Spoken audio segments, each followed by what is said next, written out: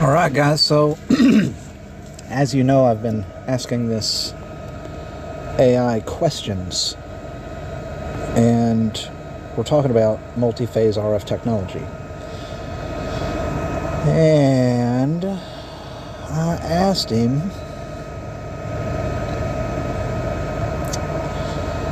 okay, Kevin, so is it possible to use, let's say, 3 Tesla coils in a phased array setup and utilize the same multi-phased array technology with a Tesla coil in conjunction with a pulse laser system to produce laser-induced plasma channels and create a beam of energy limited to the distance of about 36 inches by focusing the laser to meet such parameters?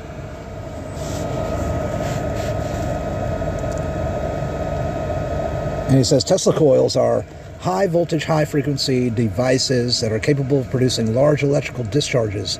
It is possible to use multiple Tesla coils in a phased array setup, similar to how phased array antennas are used in wireless communications. By controlling the phase and amplitude of the individual Tesla coils, it is possible to electrically steer the electrical discharges in different directions or in a focused direction. It is also possible to use a pulsed laser system in conjunction with a Tesla coil, or in this case a phased array Tesla coil system, to produce laser-induced plasma channels. This involves using a high-energy laser pulse to ionize a small region of air, creating a plasma channel that can be used to guide the electrical discharges from the Tesla coils. However, it's important to note that the ability to create a beam of energy limited to the distance of about 36 inches with this setup would depend on the specifics of the laser and Tesla coils used, and the ability to focus the laser and the electrical discharge to meet such parameters. Exactly as what I thought.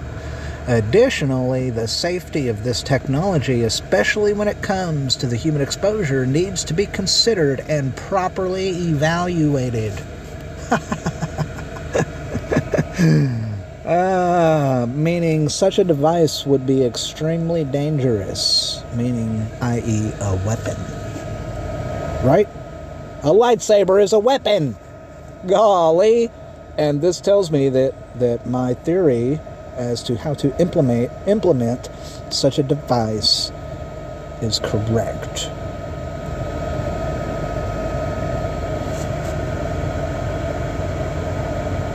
So let's ask it one more question.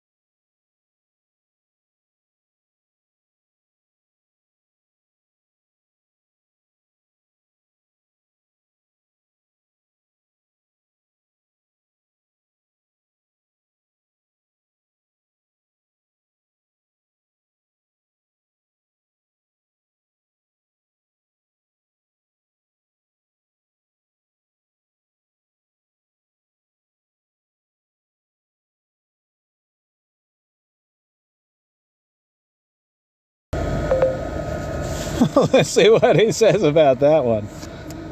Oh, he's got to think about that.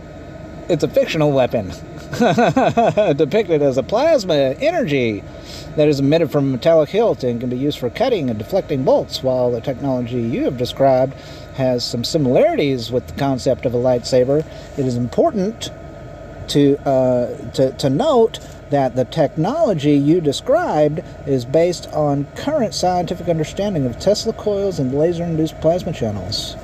The technology you described is primarily used for the generation of high voltage and high frequency electrical discharges and the ionization of air to create to create plasma channels. When it is possible to use this technology to create a beam of energy, it would be different from the lightsaber as depicted in Star Wars in several ways. For example, the energy beam would be a high-frequency electrical discharge, not a plasma beam. And it would not be able to cut through solid objects as depicted in the Star Wars movies. Additionally, the length of the beam would be limited to a few feet, exactly, not the several meters as depicted in the Star Wars movies. No, they're not several meters. A meter is 3 feet. Several meters would be more than one, so even if their lightsabers were 2 meters, a meter, that's 6 feet. Their lightsabers are not 6 feet long. They're only about 3 feet long. 42 inches max, just over 3 feet. 3.5 feet. Not no 2 meters. Several meters, no.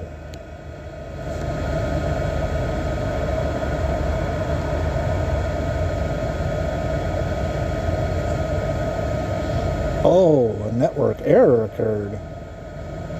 Oh, it didn't want me to see. What? Is it taking back its answer? An error occurred. Regenerate.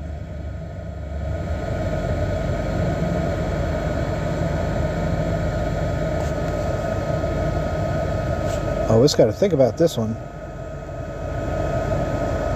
What in the world?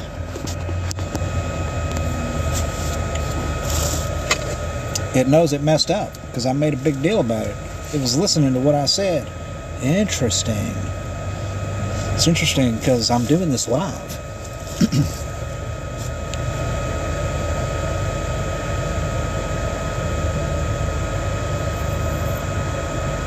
Would it not be considered a lightsaber? I understand what he was saying. He was saying, yeah, it would be similar. And I actually agree with that. It would be similar because the beam would be...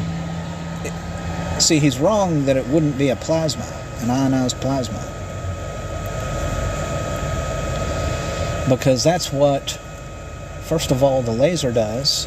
It ionizes the air, and then the electrical discharges from the Tesla coil, they are ionizing the air as well. It is an ionized plasma, but it's an electrical plasma.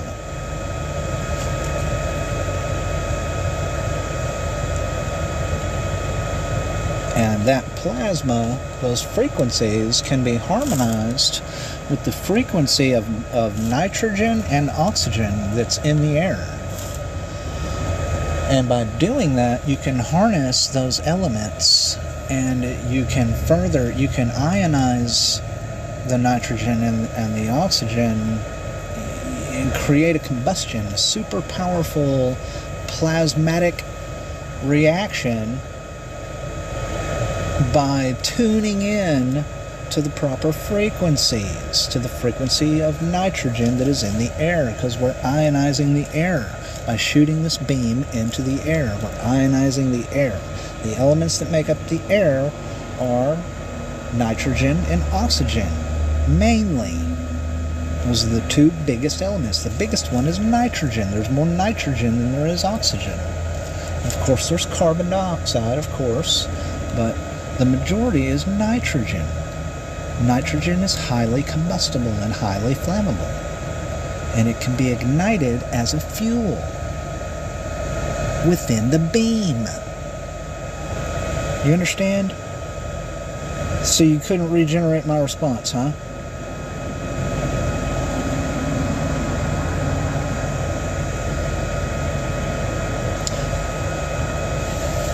Would it be possible to utilize this technology to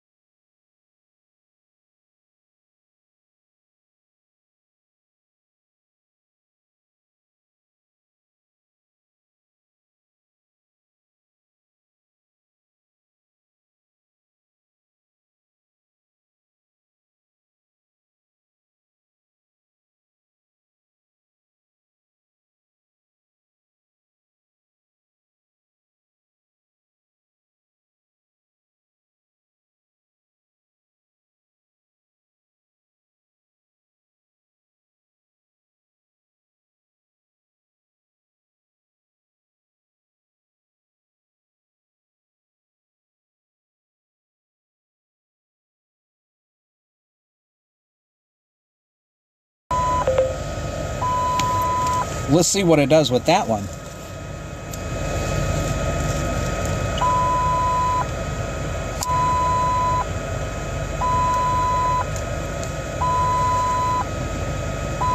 Wow, check that out.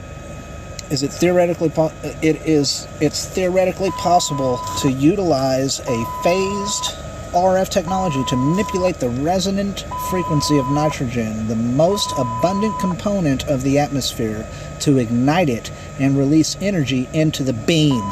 However, the idea of using nitrogen as a fuel source for a beam of energy is a highly speculative concept that has not been proven or tested by scientific research. Great, so I'm a pioneer then. It's important to note that nitrogen is an inert gas, which means it doesn't chemically react with other elements, and it's not flammable. Nitrogen only makes up about 78% of the Earth's atmosphere, and it's not possible to ignite it in the way you describe. Additionally, nitrogen is a relatively unreactive gas, and it would be difficult to excite it to ignite or release energy in the way you describe. Furthermore, even if it were possible to ignite nitrogen in the atmosphere, it would be highly dangerous and potentially destructive. It would not be safe or practical to use such technology for any kind of application. In conclusion, while it's theoretically possible to manipulate nitrogen's resonant frequency to ignite it, it's not a feasible idea, as nitrogen is an inert gas and it's not flammable, and it would not be safe to do so, really. So nitrogen is not flammable and can't ignite?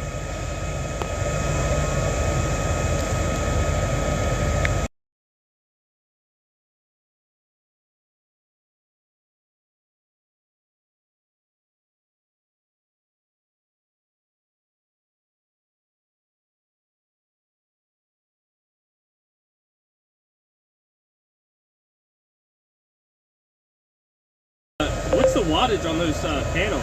400 each. 400 each? Yeah. Do you have them like on a battery bank in there or something? I did. They're not currently hooked up right now because I'm redoing things. Okay.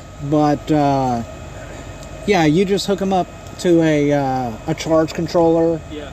And then that'll give you a steady charge into. You can select whatever kind of battery bank you have: 24 volt, 12 volt, okay, 48 volt. You know, just depending on what it's set up for. I'm building a truck camper. I'm a realtor, and that's like my side project right now. Yeah. I just want to go like road tripping. Right. How much? If those are 800 watts, how many? 400. Those are 400 each. Though, 400 each. Yeah. I've got 3 of them. Oh, is there one on top? Yeah. How many watt hours do you think I need to run just a little AC, like a RV AC? I don't know nothing about electricity. I'm trying to learn. Right. So it's depending on what the specs are on the unit. If it's 1,000 watt, 1,500 watt, it's 1,000 watt. That's like the lowest wattage I have. Right. So you'll need an inverter to hook up to your battery that will run. You don't want to overwork your inverter. Yeah. So if you're only going to be pulling 1,000 watts max at any given time, go double. Do a 2,000 watt system. Okay. And that way it's not hard on it. Okay. And it'll last a lot longer. Do you think I should even bother with solar panels, or should I just do like an isolator to charge the battery? Well, you can do that too. I mean, do you think it's worth the money for solar, or if I'm going to be driving? Well, yeah. I mean, it is. You can. What I would do is look up used solar panels. I got these used. Really? You can buy them used? Yeah, okay. And the one on top is good. These were broken and I got them for free, the ones on the sides. Okay. And I just threw them in there because I can always replace them. Yeah. But, because they still make them. But you can buy them used online and you can get a damn good deal on them. Have you seen the Harbor Freight ones? Yeah, those suck. Do they? Yep, don't go with those. Really? It's like a 100 watt panel for like $100. Right. That's like $1 a watt, right? Right. You could buy one of these 400 watt panels or a 350 watt panel for about 150 bucks. Really? Yep. And that's you can use this Craigslist. No, do a Google search for used recycled solar panels. Okay. And they get, you know, should I be able to expect at least like a 5-year lifespan of a used one? Or what's the lifespan? Oh yeah, I mean, really, they'll work until they break.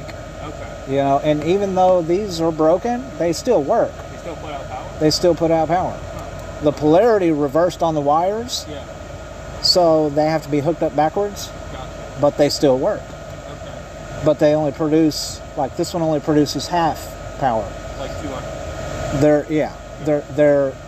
They're rated for 50 volts.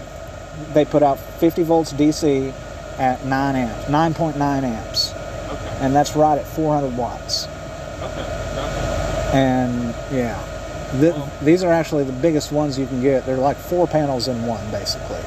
Gotcha. Yeah, well, I appreciate all the knowledge, man. I saw the panels, and I didn't know if this was a truck camper, so I decided to pull up. But yeah. It's not a camper, right? No, I did originally build it to live in it. Yeah. And I can fully stand up in there. Yeah, that's what I saw. Yeah. It might be... So I designed it to be able to do that, but it's not set up for that right now. Okay. What was your name again? Jason. Jason, I'm Ethan. Appreciate the knowledge. Yeah, man. Have a good one. You too.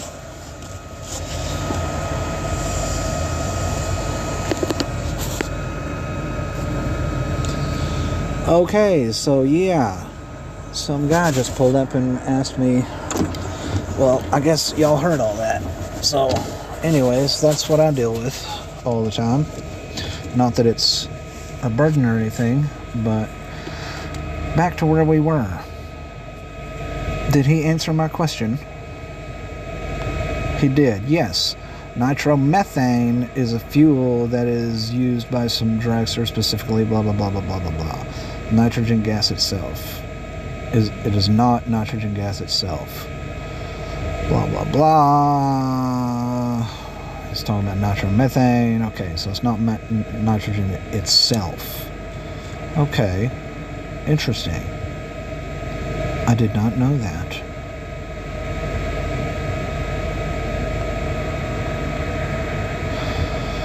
But he did say that it is theoretically possible to utilize a phased array RF technology to manipulate the resonant frequency of nitrogen, the most abundant component of the atmosphere, and to ignite it and release energy into the beam. So yes, it is theoretically possible. You just got to figure out how to do it, because no information exists, and I don't even think it's feasible. That's what he's saying. Yes, it's possible, theoretically possible, but that would be to add energy to the beam, to make it more powerful. So, theoretically, I could have a non-lethal version and a lethal version.